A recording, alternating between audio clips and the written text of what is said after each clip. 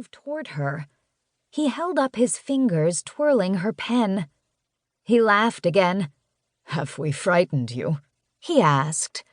"Well, that would be a first. A German, afraid of a couple of Jews." He reached his hand out. "I'm Max. And, of course, you've already met the charming Karl." She took his hand briefly, not looking into his eyes as she did so. "You didn't scare me," she said, not really telling the truth. "It's just early, and I haven't woken up yet." "Yes," said Max, turning his head to look around. "Our friends, whoever they are, must work the night shift. Now we all have to get up plenty early to try to tidy up after them." "Is everything a joke to you?" said Karl, scowling even more. "If I didn't laugh, I'd only be able to cry," said Max softly. Deep pain and sadness rippled across his features, but just for a moment. "Again, you'll have to forgive my brother. He's been through a lot, and we thought all of this unpleasantness was behind us. I told you they'd never leave us alone, that these Americans wouldn't be able to protect us." "She's a German," said Max. "So settle down.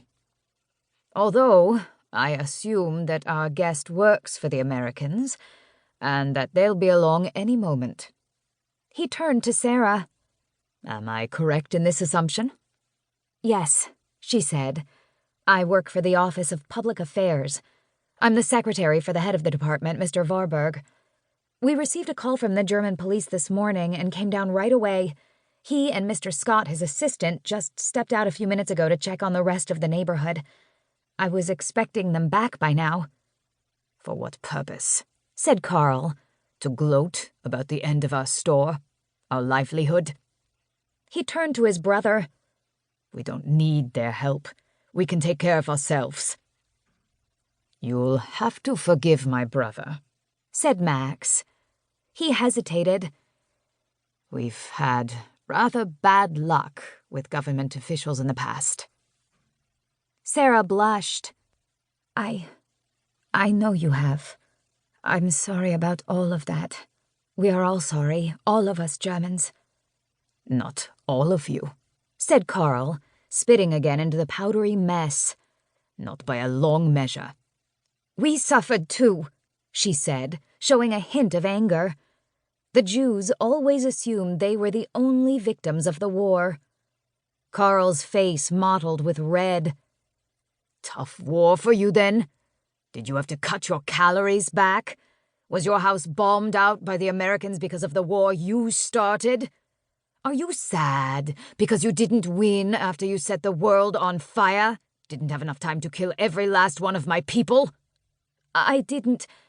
We didn't, she stuttered. "I'm sorry, Max," said Karl, turning away from her. "But I'd rather listen to American excuses than German ones. I'll be in our flat. Come get me when our saviors arrive." He stalked out of the store without another glance at Sara. Max turned to her again. "Truly, I do apologize." He put his hands up again as if to quiet the broken space. "We had a difficult war.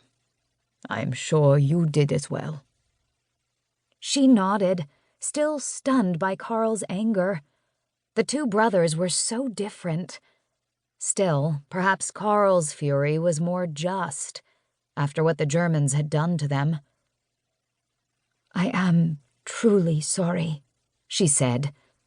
"I didn't mean to upset him." "Don't consider it another moment," said Max. "I'd love to hear more about your own experiences in the war." He glanced at his watch. "I wonder if—" "Ah, Miss Sturm," said a new voice in English, the tone lilting and nearly joyful. "Have you collected one of the owners for us, then?" Sara turned to the door to face her boss's number 2, Jeffrey Scott. She blushed again. "Yes, sir." Jeffrey leaned against the frame, his head scraping the top of the jamb.